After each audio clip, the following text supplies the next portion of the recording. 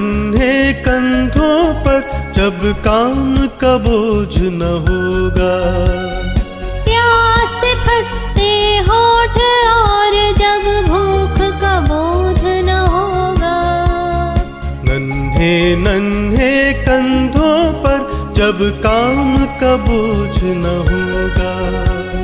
प्यास से फटते होठ और जब भूख का बोध न होगा। अरमान भरे ये टूटे दिल, दिन रात थकन न होगी। है दोस्त बता कर जा मुझको कब ऐसी सुबह होगी। है दोस्त बता कर जा मुझको कब ऐसी सुबह होगी। कब ऐसी सुबह होगी। कब ऐसी सुबह होगी। कब ऐसी सुबह होगी। अब ऐसी ही सुबह होगी। बच्चे जो देश का भविष्य हैं, बच्चे जो हमारे आने वाले कल की उम्मीदें हैं। लेकिन आज बहुत से बच्चों का बचपन कहीं गुम हो गया है। जिस उम्र में उन्हें खेलना चाहिए, जिस उम्र में उन्हें पढ़ना चाहिए, उस उम्र में उन्हें ढाबों और दुकानों पर काम करना पड़ रहा है। कारखानों के घुप अंधेरों और कूड़े के ढेर में आजीविका तलाशते इन बच्चों का बचपन कहीं खो गया है, या फिर लोगों के जूते चमकाते हुए धुंधला हो रहा है उनका भविष्य। अब ऐसी ही सुबह होगी। इस धारावाहिक के जरिए हम बाल श्रम उन्मूलन की दिशा में एक और कदम आगे बढ़ा रहे हैं। हमारी आज की कड़ी है नगीने। आलेख, गीत एवं प्रस्तुति है अमिताभ वर्मा की और निर्देशक हैं डॉक्टर अशोक कुमार शुक्ल। तो सुनते हैं आज की कड़ी नगीने।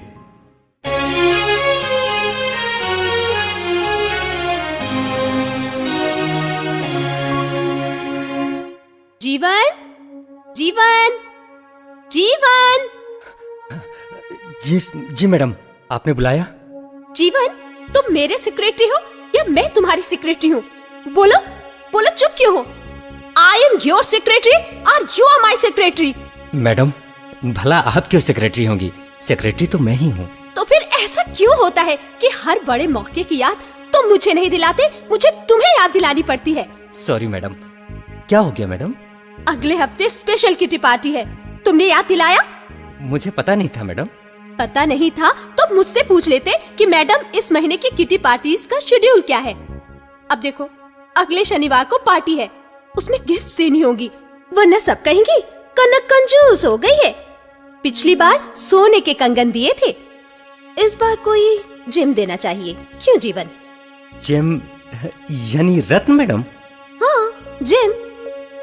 देखो, सोना तो कई लोग देते हैं, सोने के बिस्किट देना अच्छा नहीं लगता और सोने के गहनों में मिलावट भी होती है। लेकिन रत्न देने में ऐसी कोई परेशानी नहीं, जिसको जैसा मन करेगा चढ़वा कर पहन लेगी या गिफ्ट में दे देगी। वाह, इतनी बढ़िया बात मुझे पहले क्यों नहीं सूझी?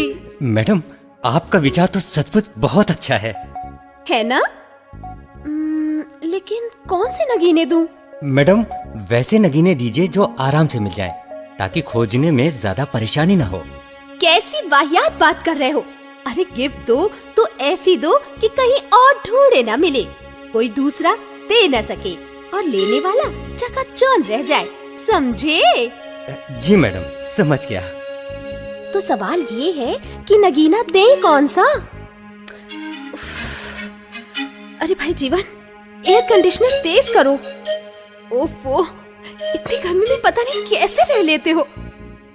जी हाँ, अब ठीक है। तो क्या दूं, क्या दूं, क्या दूं, क्या दूं? जीवन, तुम किसी काम के आदमी नहीं हो। दूसरी मैडमों के सेक्रेटरी कितने सारे नाम बता देते इतनी देर में।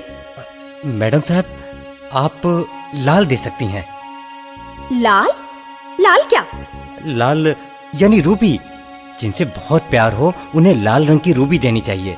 कहते हैं कि लाल रत्न सूरज देवता से संबंध रखता है। ओके, हाँ, रूबी तो सुंदर भी होती है। लेकिन सभी को रूबी दूंगी तो बड़ा खिसा पिटा नहीं लगेगा? मैडम, आप पन्ना भी दे सकती हैं।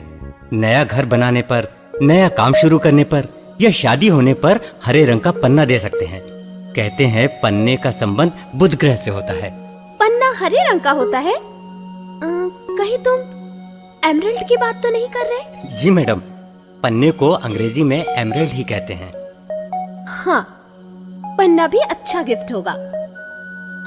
और कोई नगीना? वफादारी और मानसिक शांति के लिए शनि का रत्न नीलम या सफायर ठीक रहता है। और दूसरी तरफ लाल रंग का गार्नेट या रक्तमणि भी दिया जा सकता है मैम। अरे वाह, तुम तो नगीनों के बारे में बहुत कुछ जानते हो। चलो, एक चिंता तो मिट्टी। ऐसा करते हैं, कल ही खरीद लेते हैं। जी मैडम। लेकिन मैं अगर इन्हें यहाँ के जौहरी से खरीदूंगी तो फिर दूसरे भी खरीद लेंगे। उन्हें अंदाज लग जाएगा कि मैंने कौन सा नग कितने रुपयों में खरीदा होगा। सो तो है मैडम। तो फिर क्या करे जीवन? मैडम, क्यों ना इन्हें सीधा थोक में बेचने वालों से खरीदें? हाँ, ये ठीक रहेगा। कहाँ मिलेंगे ये थोक में बेचने वाले? मैडम, उनके अलग अलग शहर होते हैं। कहीं हीरा तराशने का काम ज्यादा होता है तो कहीं पन्ना चमकाने का। ठीक है, ऐसा करो, तुम कल ही इन शहरों की ओर रवाना हो जाओ। वहां जाकर मुझे फोन करो दाम और क्वालिटी के बारे में। जैसा आप कहें।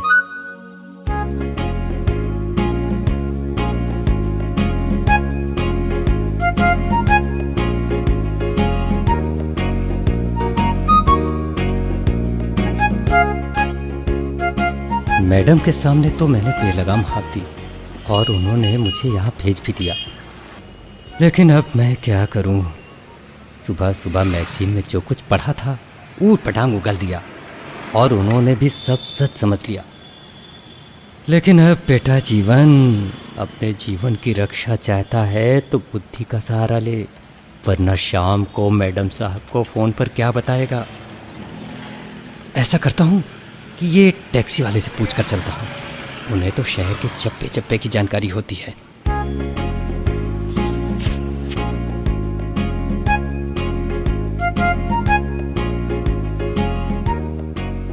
वो टैक्सी वाला बड़ा अच्छा था। उसने मुझे न सिर्फ यहाँ तक छोड़ा बल्कि तुम्हें भी साथ कर दिया। तुम यहाँ के रहने वाले हो, इसलिए तुम्हारे साथ जाने में आसानी होगी। क्या नाम है तुम्हारा? जी, अनवर। अनवर, तुम करते क्या हो? साहब, पहले मैं हीरे तराशता था, आँख खराब हो गई और अब तबीयत भी ठीक नहीं रहती, तो जो छोटा मोटा काम मिल जाता है वही कर लेता हूँ। वाह, तुम हीरे तराशते थे? जी। आप क्या करते हैं साहब? मैं एक बहुत अमीर सेठ के घर नौकरी करता हूँ। सच कहूँ तो सेठ की नहीं, सेठानी की नौकरी करता हूँ। मैं उनका सेक्रेटरी हूँ। इतनी दौलत है उनके पास कि दोनों हाथों से लुटाएं तो भी खत्म नहीं होगी। उन्हीं के लिए नगीने देखने आया हूँ। तो इतनी दूर क्यों आए? अपने शहर के जौहरी से ले लिए होते? मैंने सोचा कि जौहरी खुदरा भाव पर गिने चुने जवाहरात दिखाएगा, जबकि यहाँ ज्यादा नगीने देखने को मिल जाएंगे, और वो भी थोक के भाव में। साहब, मेरे हिसाब से तो यहाँ नगों पर दरमियानी काम ही होता है। दरमियानी काम मतलब? दरमियानी काम मतलब पत्थर यहाँ आते हैं, उन्हें चुनकर अलग अलग तरीके से तराश कर पॉलिश करके जौहरियों के पास भेज दिया जाता है, जो उन्हें गहनों में जड़ते हैं। लेकिन साहब, मुझे लाल रत्न, रत्नमणि, मूंगा का ये लाल रंग उन पर मेहनत करने वालों के लहू की याद दिलाता है। हीरे की चमचमाहट ये याद दिलाती है कि उसे तराशने वालों की आंखें किस कदर कमजोर हो जाती हैं। पन्ने की हरियाली मजदूरों में हर समय रहने वाली हरारत का एहसास दिलाती है। और साहब, नीलम का नीलापन मायूस कर देता है कि ये मजदूर नीले आसमान के नीचे कभी कोई ऐसा काम करने लायक ही नहीं रहेंगे जो उन्हें बिना जोखिम के 2 वक्त की रोटी अता कर सके। क्यों? ऐसी क्या खराबी है इन रत्नों में? ऐब इन जवाहरातों में नहीं है साहब, उस तरीके में है जिसे इख्तियार कर पत्थर से हीरा बनाते हैं। आप देखेंगे? हाँ हाँ, जरूर। तो चलिए मेरे साथ।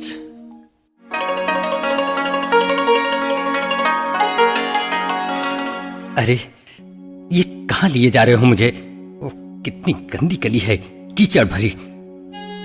जब आपको ही यहाँ आने में घिन लग रही है तो आपकी सेठानी तो शायद ख्वाब में भी यहाँ आने का रुख न करें, लेकिन अपने बदन पर जिन लालो जवाहर की नुमाइश करते ये आघाती न होंगी। उनकी पैदाइश इन्हीं गंदी गलियों में बेतरतीब बने इन सीलन भरे मकानों में होती है। ओफो, कितनी बदबू है यहाँ। दोनों तरफ नाला बजबजा रहा है, काला झाग भरा कीचड़ जमा है इसमें। घरों का कूड़ा हो, कारखानों का कचरा हो या इंसानी मैला हो, सब कुछ इसी नाले की नजर होता है। ये नाला ऐसे ही खुला रहता है, मक्खियां इस पर ऐसे ही भिनभिनाती रहती हैं। पीने के पानी के पाइप में इसकी गंदगी किसी न किसी सुराख से रिसती रहती है और इसी गंदगी के गिर्द मकानों में हीरे तराशे जाते हैं। उन्हें 2 कौड़ी से 100 कौड़ी का बनाया जाता है। हीरा कैसे तराशते हैं, क्या मैं देख सकता हूँ? साहब, हीरा तो हीरा होता है, वहां बाहर के आदमी को आने की इजाजत नहीं देते।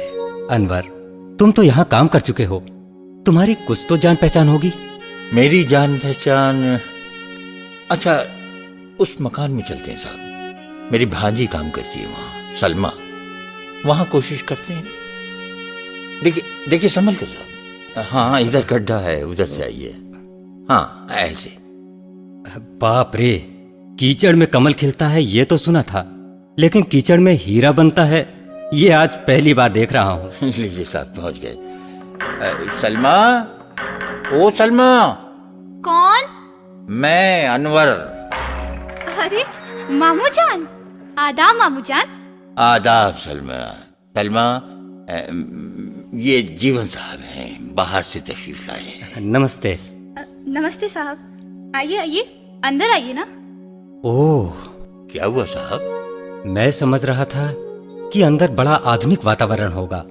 एयर कंडीशन जगह, मखमल से ढकी टेबल पर लैंप और मशीनें, सामने आरामदेह कुर्सियां, नीचे कारपेट, वर्दी पहने कर्मचारी।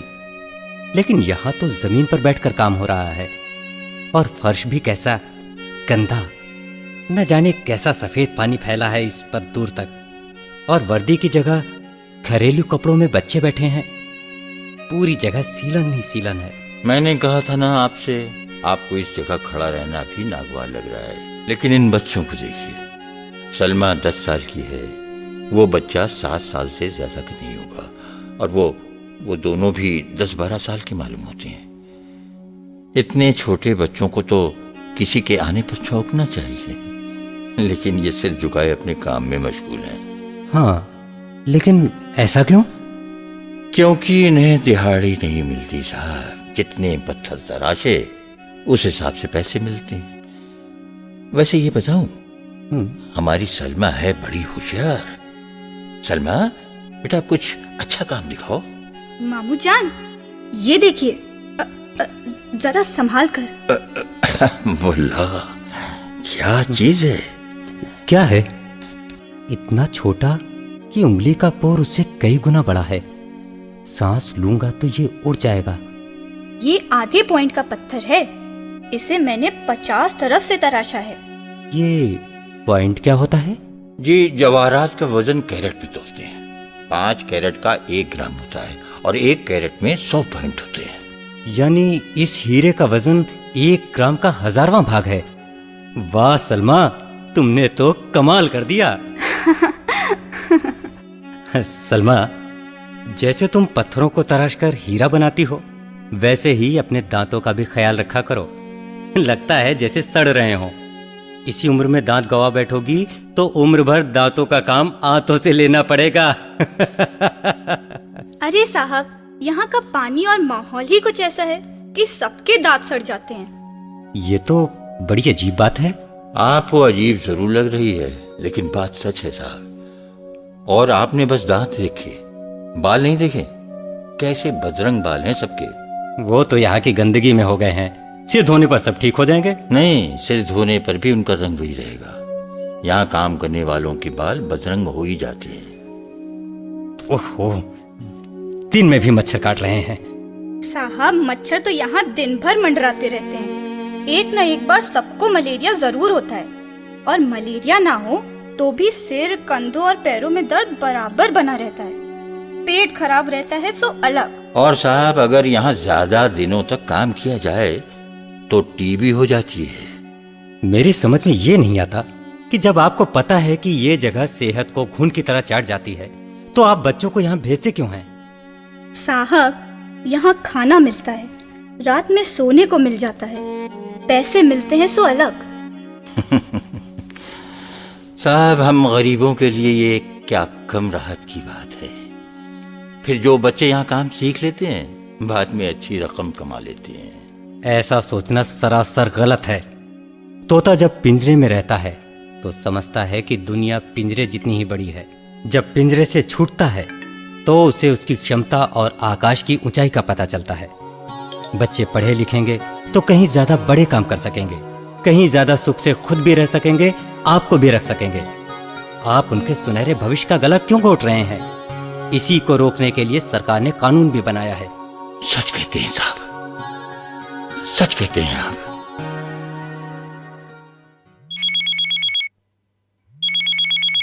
Hello, yes madam. नहीं मैडम, यहाँ ऐसा एक भी पत्थर नहीं जिसे भेंट में देकर आपको गर्व हो। यहाँ जो असली नगीने हैं वो इंसानी बच्चे हैं, जिन्हें तराशने की जगह उन पर धूल की परत चढ़ाई जा रही है। जी, मैं वापस आ रहा हूँ, मैं आज ही वापस आ रहा हूँ।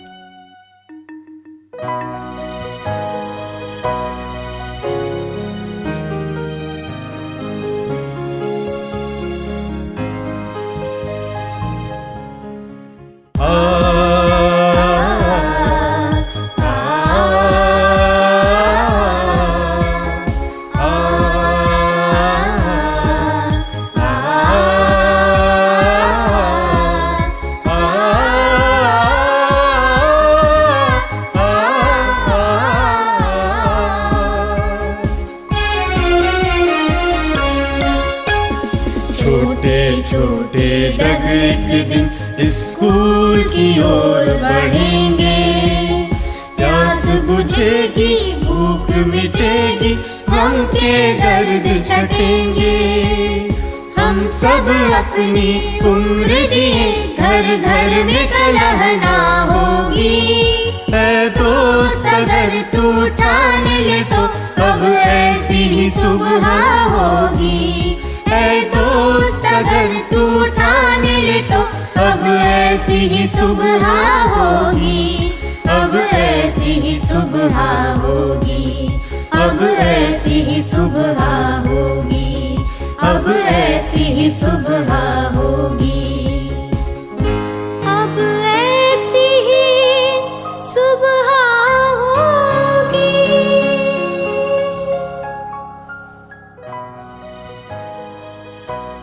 बच्चों से श्रम न करवाएं, उनकी सही जगह पाठशाला है। उन्हें पढ़ने को प्रोत्साहित कीजिए। अपने निकटवर्ती नेशनल चाइल्ड लेबर प्रोजेक्ट के कार्यालय से संपर्क कीजिए और बच्चों और अपने देश को एक सुनहरा भविष्य दीजिए। अब ऐसी ही सुबह होगी। अभी आपने सुना बाल श्रम पर आधारित ये धारावाहिक। हमारी आज की कड़ी थी नगीने। इस धारावाहिक में भाग लेने वाले कलाकारों के नाम हैं प्रीति मिश्रा, विनय श्रीवास्तव, विपिन टंडन और सुप्रिया सिन्हा। आकाशवाणी के लिए इस धारावाहिक का निर्माण किया प्रूडेंट इंफॉर्मेटिक्स ने। आलेख, गीत एवं प्रस्तुति थी अमिताभ वर्मा की। निर्देशक थे डॉक्टर अशोक कुमार शुक्ल। सह निर्देशन विनय श्रीवास्तव। प्रस्तुति सहायिका नीतू तिवारी। प्रोडक्शन मैनेजर शोभा शुक्ला। नाट्य परामर्श अविनाश श्रीवास्तव। प्रस्तुति नियंत्रक डॉक्टर नजमी रहमान। तकनीकी सहयोग विनय शुक्ला। संगीत निर्देशन शुभाशीष मजूमदार। पार्श्व गायन अयना बोस, शुभाशीष, मोनिका जायसवाल और मास्टर शुमंतो मुखर्जी। विशेष सहयोग सीमा यादव। उद्घोषणा अजय चक्रवर्ती एवं डॉक्टर शैलजा सिंह। रिकॉर्डिंग एवं विशेष प्रभाव अनुपम गुलवाड़ी, डिजिटल ड्रीम्स। ये नाटिका आपको कैसी लगी हमें जरूर बताइएगा।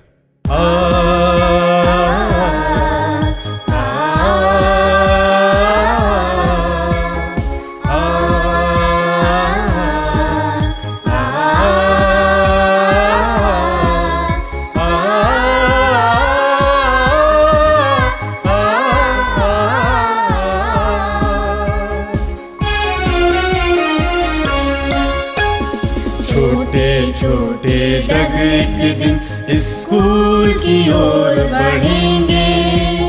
प्यास बुझेगी, भूख मिटेगी, गम के दर्द छटेंगे।